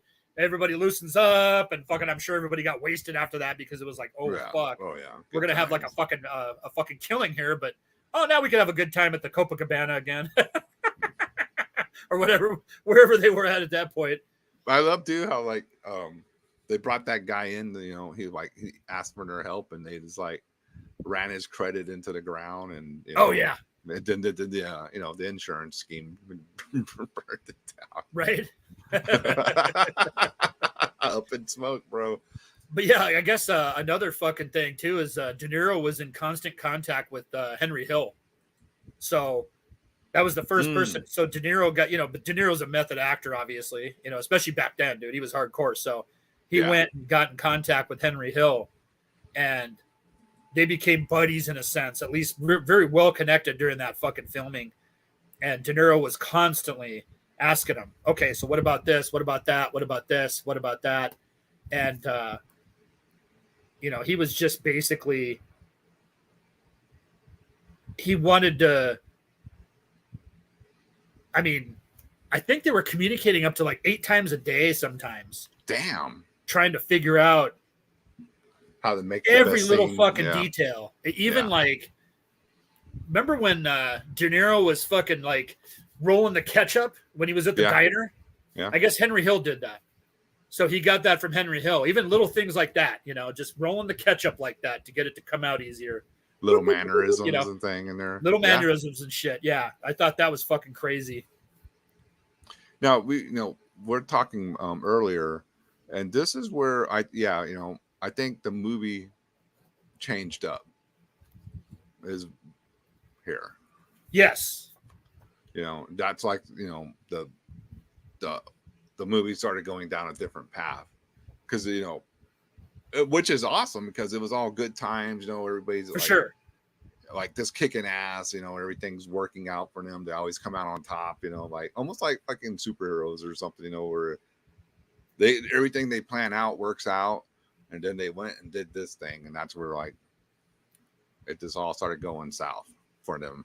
It took a darker turn after that, didn't it? I mean, it was kind of like, shit. Like, oh, fuck, this is a made guy, you guys. Like, you can't do that. You can't fucking do that. And you're not going to get away with it because the mob always finds out, man. They always fucking find out. Because remember, master criminals are always fucking 12 steps ahead, if not 20 steps ahead of the authorities, right? Of normal fucking citizens because they're good at it. Especially like even street criminals are fucking ahead of the cops half the time. You imagine organized crime? I mean, those motherfuckers are smart and clever, dude. Yep. They get popped eventually, but they got fucking hundreds of fucking FBI agents and CIA and all these motherfuckers and cops after them, sheriffs. And so it's like it takes a whole fucking network to fucking shut them down in a RICO Act. And they got the district attorney and the courts and the judges, so yeah, it's just fucking totally fucking goes downhill after that and takes a fucking darker turn, Yeah, it was like it's like that one fuck up, the snowballs. Yep. And it's just like they probably it snowballs that. What was interesting too, like the real story, apparently Tommy DeSimone and Jimmy Burke had already planned on fucking killing bats anyways. So it was kind of a setup. It wasn't just Tommy. Yeah, Tommy fucking freaked out and fucking obviously took things into his own hands. But when Billy Bats got out of prison, he wanted his shit back. His loan shark operations and shit like that, which Jimmy had taken over. And they were making so much money from it, he didn't want to give it back to Billy Bats. Yeah, I can see that being a problem. Yeah. So at the time, Tommy wasn't made yet, but obviously he was full-blooded Italian, so he was gonna get made eventually, even though he was a cowboy and he was a fucking loose cannon, a psychopath. But Jimmy and Henry Hill were, Henry was half Irish, Jimmy's full Irish, so they weren't getting in the mob, dude. They weren't getting their. They were gonna, they weren't doing it, dude. They weren't gonna get fucking in the, 100% in. Yeah, they were associates, but they weren't gonna get in with the mob. And Billy Bats was a made guy, so. And he was with the Gambinos, and they were like that was fucking Paul Castellano and John Gotti's crew. You know what I mean? Like they were Castellano was the big boss, and soon John Gotti was going to become the big boss. He was going to be the fucking head, of the five families. They're going to demand some retribution. You can't do that to a captain of the Gambino crew, I mean, the Lucchese, family was powerful, but they weren't as powerful as the Gambinos. So, but yeah, you can't do that anyways. It doesn't matter who's powerful or what. Yeah. But that was. But Scorsese and Pileggi did a really good job of setting that up, like you said. That's a really good point, where the movie went downhill and took a dark turn after that, and that's when fucking shit really started. The relationship with Henry and Jimmy, obviously Tommy getting whacked, fucking Henry going on drugs, the marriage with Karen fucking suffering, prison, all this shit started happening. Well, I already spoiled this earlier. I think this was another thing that Tommy did. Yeah. That, started sealing his fate, like totally. Bro, you can't fucking kill the kid, working the card game. That's just too much. Fucking Spider, man. Spider. He's got some fucking balls. No, he told him fuck you, it's like and De Niro's like playing a game on, I don't think he was. I was just busting your balls, dude. Yeah, you like kill the guy. He's like, well, you fucking can, fucking. It's like it just shows. Look on De Niro's face too, like, oh shit! I kind of fucking fucked up by busting his balls. And fucking Ray Liotta, fucking Henry Hill's all fucking fuck, like shit. What the fuck's going on? Fucking Tommy, dude, he's out of control, man. Fucking total maniac, dude. Another Carlito's Way. Oh, there's another one. Fuck yeah, dude. Yeah, That's a there's classic. so We many could do a these. fucking film. Yeah, dude. You know, some We of could the just movies. do mafia movie, man. Shit. Oh yeah, dude. Some of the, you know, we could probably cover like a show on like 3 or 4 movies together in a sense, because some of them aren't up to par of Goodfellas, Godfather, Casino, but yeah. Carlito's Way is fucking classic, dude. I love that fucking flick, you know. And Donnie Brasco's another one that was great or whatever, but no, the Billy Bats thing and the Tommy thing is interesting. The real story about that. There's a lot of back and forth about the real reason or whatnot, but I didn't realize that actually Paulie and Tommy were having sex with Karen, especially when Henry Hill was in prison. Dude. So yeah. So yeah, there was some weird shit going on. Oh. You know, Paulie went to prison too, but he wasn't in as long as Henry. That's when Henry came out. Paulie fucking slapped him. Hey, you're not dealing in that junk, are you? You know, because I don't care what you had to do when you're inside. Take care of your family, but don't be doing that shit out in the streets. Yeah. But one of the fucking things that I found out too is that Ray Liotta, during the filming of Goodfellas, his mom died of breast cancer.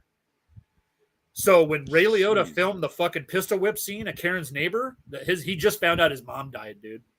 So he was fucking pissed and fucking aggro. So that scene is fucking, dude, he fucking actually accidentally fucking hit that actor a little bit too hard, you know, in that scene. So a lot of that fucking shit is pretty real. And the reaction of the American Me is a fucking great movie too. The reaction of those dudes, like, oh fuck, dude, like they heard that fucking boom, you know, that fucking you know, fucking oh shit. Really, you know, obviously Liotta apologized, like, hey dude, sorry man, you know, this and that, but he was going through it, man. He was going through some shit at the time. And well, that's how you know, that's some raw emotion right there, you know. Losing right. Yeah. Especially to like, you know, a cancer or something. Yeah, so the actor that played Bruce, you know, the fucking asshole that got beat up or whatever, he actually fucking had to go get checked out at the doctor. He got injured pretty good. He fucked him up. He's like, hey man, Liotta fucking went overboard on him a little bit. I'm gonna need a little more money for this movie, guy. Hey Marty, fucking dude, your boy fucking Ray kicked my ass, man. I'm gonna need some money. One of the other fucking crazy fucking things that I found out was one of the other iconic fucking scenes was when the boys are at Tommy's mom's house, which is Marty Scorsese's mother. Right. So, you know, they're going there and they're talking about the hoof, you know, they got the, hey, Mom, I need to borrow the butcher knife, you know? Oh, that's fucking classic. Have to saw it off, Mom. So yeah, they go by the house and, you know, they show the painting and all that kind of stuff. Basically, that whole fucking scene was improvised. It was basically one take. That was it. They just fucking were kind of bullshitting. Scorsese happened to be filming, and that was it. And that's what was used because it was just so perfect, you know? Edward James Olmos, if you guys look into that shit about America Me, we can get into all that shit. But yeah, the Lame was not happy with fucking Edward James Olmos about America Me for sure. I didn't even know that, man. But so the Scorsese's mom scene with the painting, hey, it looks like somebody we know. Oh shit, that's him, the beard. Oh fuck. Oh fucking they pretty much improvised that. And the crazy thing too is Scorsese almost cut that from the movie, and it's like, oh fuck, good thing he did it, dude, because that's some classic shit right there, man. Classic shit. One of the fucking definitely most iconic ones, man. I just go over my notes real quick. When you know, and of course, Paulie tells them, you know, don't be doing, you know, that stuff. Yeah. And of course they go and do it. So right. more, you know, shit they're like burying themselves with over here. Because honestly, dude, I'm surprised. Well, maybe, you know, down the road they both are gonna get whacked, but I was surprised like Tommy was the only one to you know, like get the actual fucking get whacked in the movie, you know. But I was wondering if they were gonna go after Henry and Jimmy as well. Yeah, that's what's interesting too. I always thought about that, but I think what it was is that Tommy was actually pretty close to being made in a sense because he was a good soldier and he's Italian, but he was a fucking liability and a fucking cowboy and obviously a psychopath, which, I mean, historically in the mob, you got Roy DeMeo and some of, even the Iceman, Kuklinski was an associate and they utilized a lot of these fucking psychopaths or whatever. But even eventually, see somebody brought up fucking Iceman right now. Yeah, But, great minds think alike. But even Roy DeMeo, eventually they had to whack his ass because he was just too much of a fucking liability. You can't bring too much fucking drama to the fucking syndicate in that sense. It's like, yeah, well, that's we got to have a fucking structure of how we're doing things here. You can't just go randomly just kill people. You can't shoot guys because he was busting your balls a little, and it was a made guy, and I think Tommy was the catalyst of that situation. And he was pretty much. There was witnesses saying that Billy Bat's crew that was there partying with him that night, Tommy's the one that fucking freaked out and fucking, I think that's what happened. Yeah, they're like, word around the campfire is fucking Tommy. And, Tommy even though Henry Hill and Jimmy Conway were fucking like, trying to make the peace and keep things cool. Obviously, Tommy never said anything that they were involved.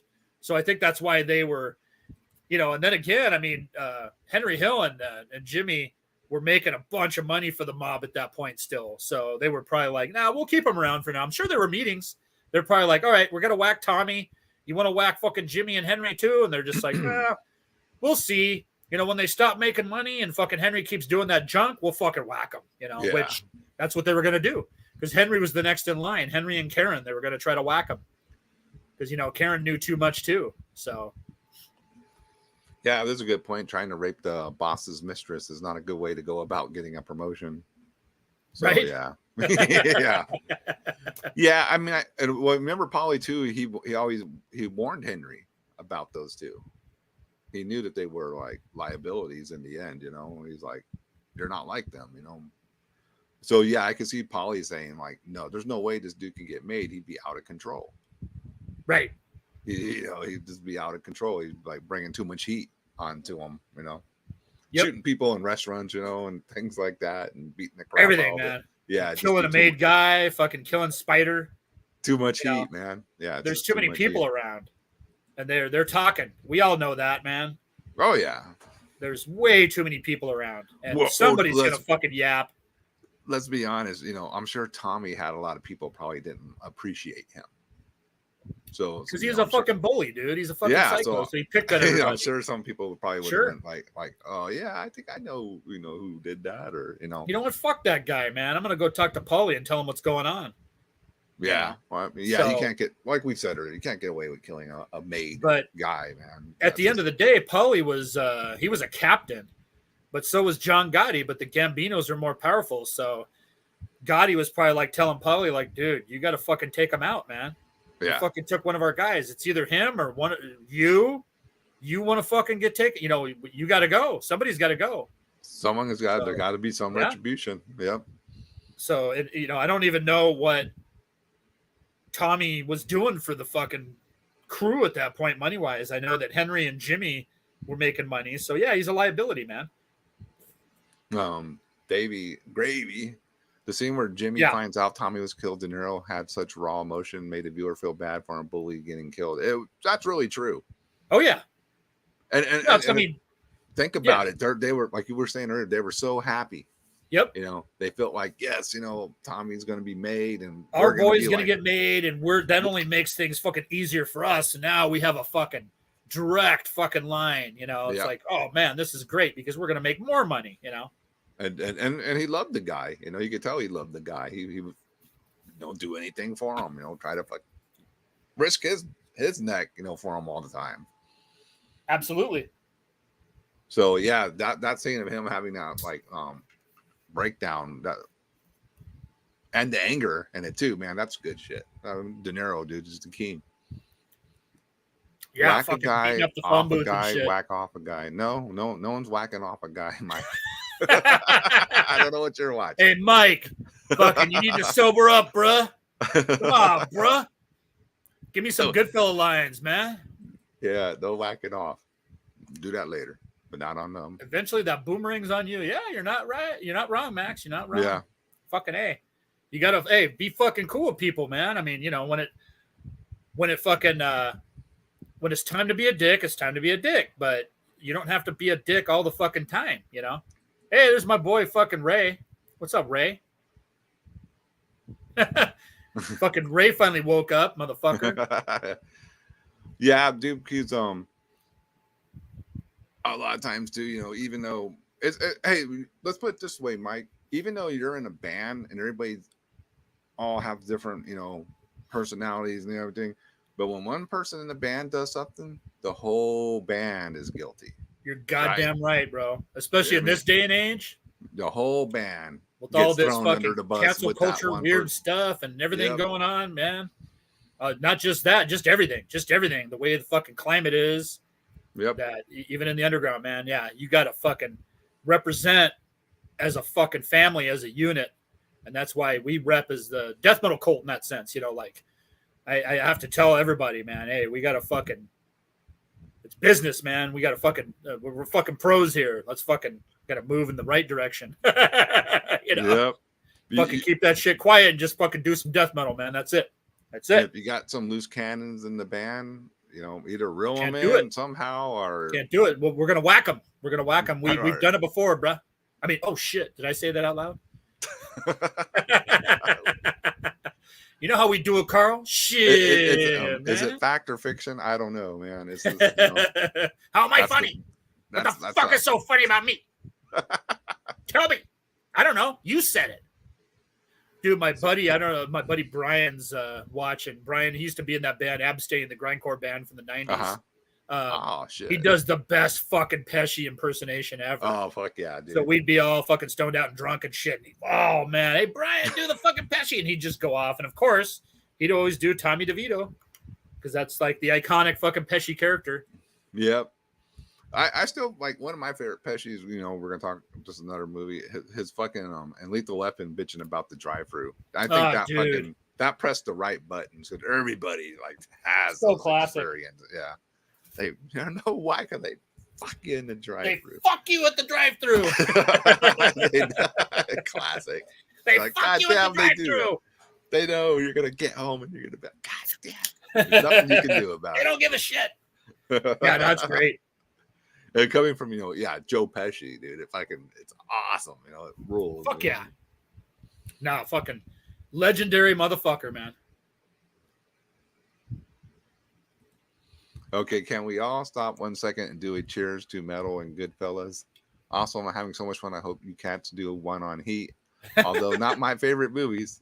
So much history with it. Yeah.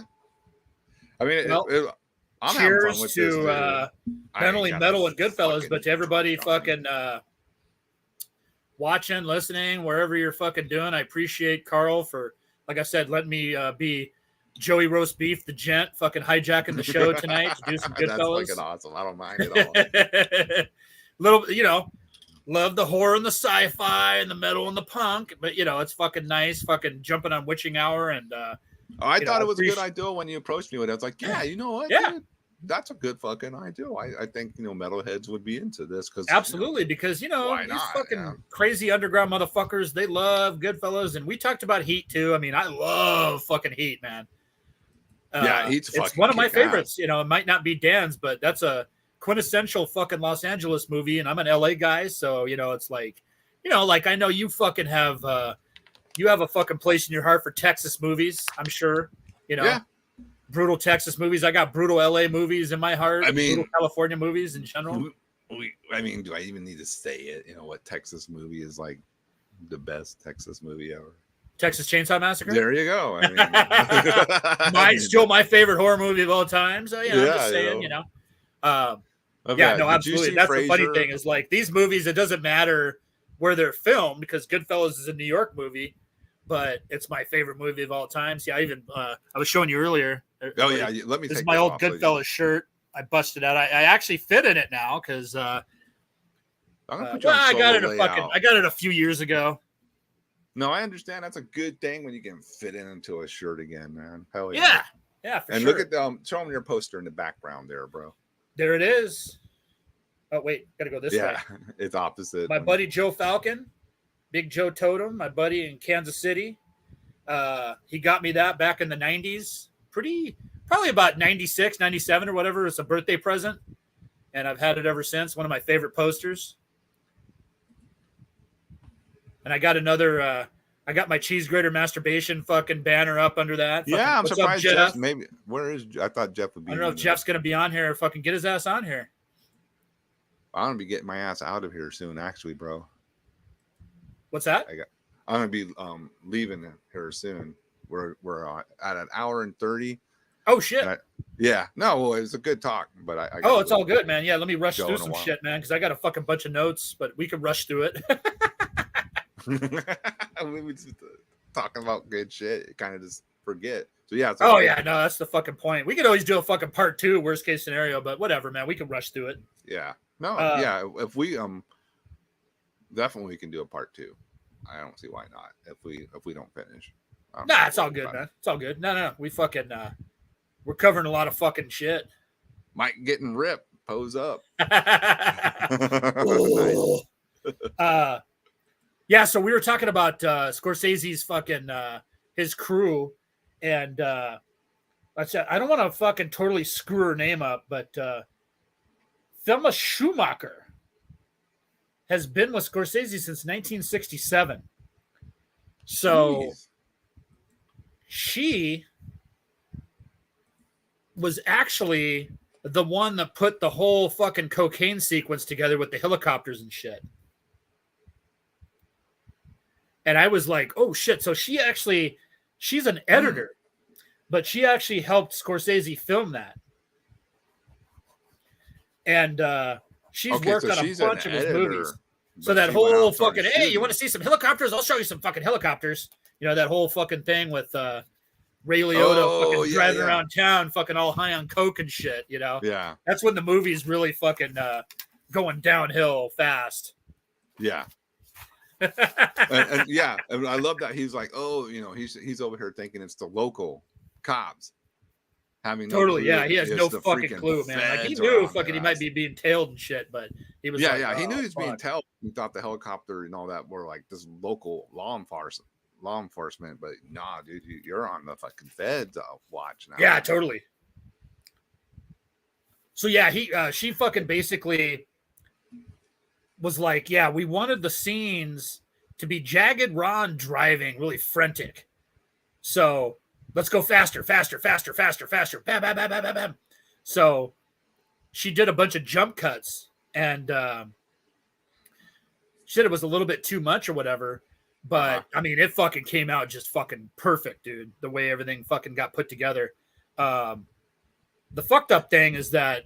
Well, it also like showcased the intensity of what he's going through too. Being absolutely, dude. It was just perfection between Scorsese, Thelma, and Ray Liotta's performance. It's like we said, the planets aligned.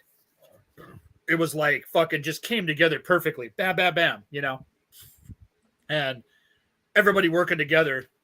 Fucking Aaron, man, fucking watch Goodfellas, dude. You should have fucking done this before we fucking had this fucking chat you had all week, bro. It's free on Tubi. It's free on Tubi. I didn't even know that. Now I'm going to go watch it tonight again for the fucking 5,000th time. And what's great, you know, with the commercials in it, you got a piss break, you know. There you go. You're all set. But, you know, the unfortunate thing, the year that Goodfellas came out, as far as like, you know, some of these people worry about this type of stuff or whatever, but as far as the Academy Awards go, whatever, she got nominated for editing, but you know, she didn't win the fucking Oscar for that, but she did do Raging Bull, which she won, and then later The Aviator with DiCaprio, and then of course The Departed. She won Oscars for all those roles with working with Scorsese. So that was cool. Well, too, sometimes you just start getting your name in the hat, you know, and then they finally like say, yeah, we got to pull the trigger on this one, you know. This person deserves it at this point.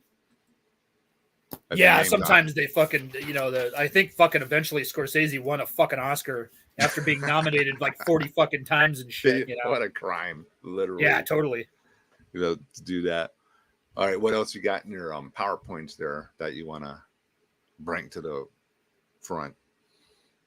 Well, that one scene where Ray Liotta is trying to fucking what's that? We're getting called out. I got it on DVD because I'm not a poser. Yeah, but do you have the VHS? So you are a poser then if you don't have the VHS. And I do believe there is a VHS copy of it in my house. So there you go. You're not a poser. I cannot look for it right now. Mike, take over the show. I'll be back in 30 minutes. That's not happening. I'm just kidding. Fucking Uh-oh. Flexing. I may have the VHS. Oh, there we go. Yeah. Go check, man. Go check. Fucking, we're checking your Goodfellas card. Yeah. The other fucking, the one scene where, remember, so the Sonny is the guy that Pesci fucking busts the fucking champagne bottle over his head during that dining scene. Oh, yeah. Fucking prick. Want to something funny? This fucking prick last week asked me to christen his kid. You know, they're all laughing because they thought he was gonna fucking kill Henry Hill. Fucking real. Now it's all loosey goosey and shit. But that scene where they're talking to Paulie after that, trying to fucking get Paulie to buy the fucking restaurant. Yeah. That was fucking improvised too. Paul Sorvino had no idea what was going on with that. He was like clueless, basically. So the look on his face when he was fucking irritated looked like he wanted to fucking beat people up. That was real, apparently. That was like 100% real from Paul Sorvino. So that was interesting. He has no clue. He's like, what the fuck are you talking about? Yeah. It was interesting how Scorsese was able to fucking convey emotions like that, you know, fucking bust it out. Fucking that's killer, man, you know? But that's actually, it's a good way to get that real emotion response, you know? Absolutely. Like now he's able to get it from everybody, you know, in that sense. Because you obviously can't, you know, act a real motion response to something, you know, that's real, man. Shit. Right. So yeah, so that when they start, you know, doing the coke and all that, you know, involved in that, you know, Paulie told him no. I mean, yeah, you just see a downward spiral. Everybody's starting to become, you know, coke heads, and shit's is going south, dude. Shit's going south. I was astonished about how much money they blew through and how much money they didn't have after. Yeah. You know what I mean? I was like, damn, how could you not? Fuck. Well, that was the thing about living a good life. Living the you good got life. These normal fucking people that are fucking either working class or poor, basically coming up, and they're starting to make all this fucking money. So they just get fucking lost in the atmosphere of like fucking all this money and women and drugs and everything. That's exactly what happened. And then power. It almost loses. They lose the understanding of the value of all the money they're fucking dealing with. They lose morality. They use the understanding of fucking money, everything you can think of, especially Henry Hill being all drugged out now. Yeah. At this point, like fucking, he doesn't know what the fuck's going on, you know? It's just a downward spiral, you know? Yeah. And that's kind of like, is that the message of the movie? I know that was right. Breaking up a line. Oh man.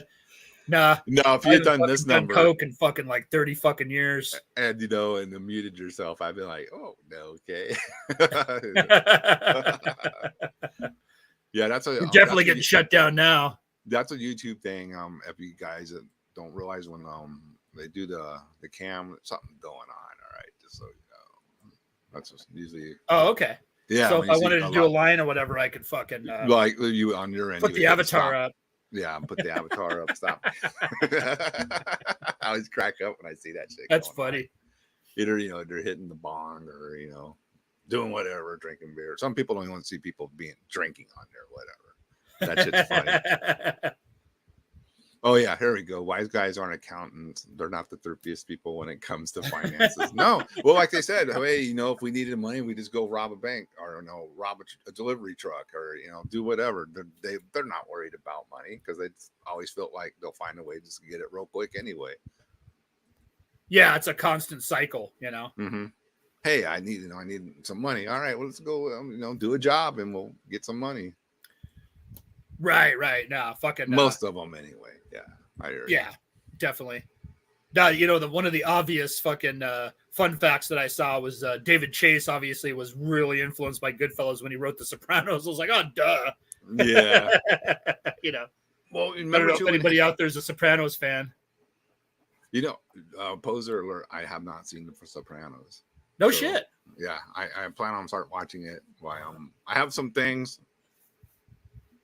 You can gang up on me now, but I have not watched it yet, so I need to. And I didn't have, when it was originally airing, I didn't have the HBO.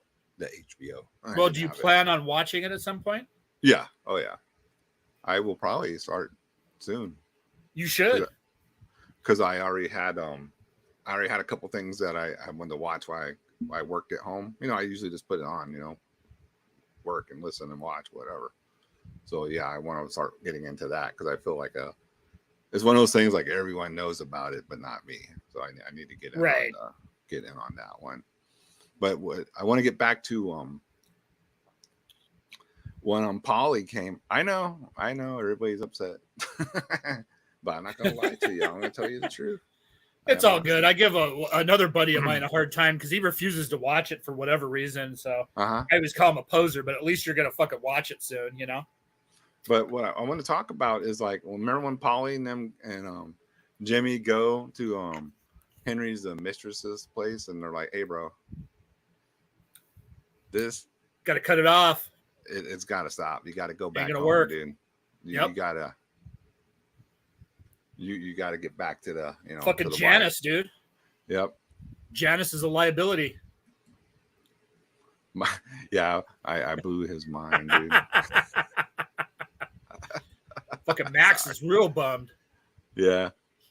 Hey, I gave the warning. Poser alert. Sorry.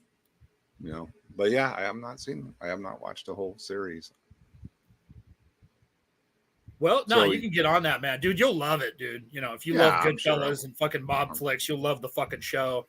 I mean, it's real fucking long in the grand, fucking scheme of things or whatever. But those HBO shows, The Wire, fucking Sopranos, True Detective, they were just fucking knocking them out of the park. I mean, The Wire is my favorite all-time fucking TV show. That fucking shit fucking rules. I liked the first season of True Detective was fucking great. True Detective first season is fucking just total classic and timeless. I like the other ones too, but yeah, first season is just first season was insane. It's unbelievable. It's flawless, dude. And then the ending is like, what? Yeah, dude, it's so fucking brutal. It's another one. Yeah. It's fucking brutal, dude. Yep. Yeah, the performances are fucking amazing and everything about it. It's just fucking heavy duty. But yeah, no, Sopranos is definitely, David Chase, like he's like me. I love The Godfather and everything, but Goodfellas, holy shit, that was the one that got me to fucking write Sopranos or whatever. So, and like I said, duh, you can see the influence, but. Mm-hmm. All right, bro. Is there anything else you want to cover? I got a bunch of shit, man. So we could always do a part 2. If fucking people are down, if you're down, we could do a part 2. And we can do this. It doesn't even have to. Yeah. Oh, but you work weeknights, right? So I do. Yeah, it'd have to be a weekend or whatever. So okay. Yeah. Okay. Look, maybe. I mean, I'll be busy for the next couple weekends or whatever. But yeah, we can. Well, yeah, I don't want to make it a damn every weekend thing. But nah. Let's We'll do it in a month or 2 or something like that. No biggie.